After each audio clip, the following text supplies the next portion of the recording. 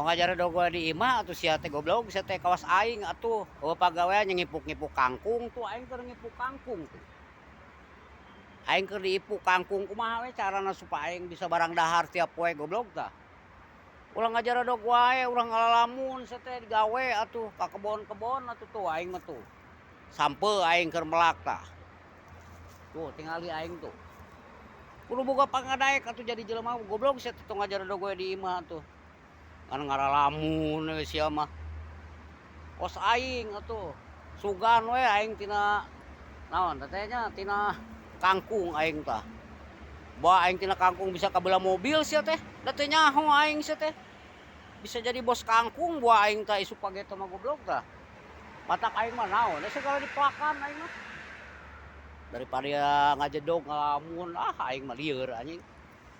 Boro-boro keur dahar ngarokok ge eueuh ngajaredog wae mah tuh. Kali itu. Wah, kawas aing mah santai atuh aing mah. Giliran ka kebon nya ka kebon aing mah. Gali. Keur kasep teh anjing tah. Daekan ka kebon aing mah. Kurang kumaha aing jadi salaki goblok. Ka kebon daek, digawe daek aing mah tah. Disiksa ku batur ge daek we aing mah tiba heula goblok tah. Demi Allah aing ah. Buk teh kieu anjing teh dia. Loba gaya pisan geus kolot teh goblok sia. Aing nya. Ieu aing.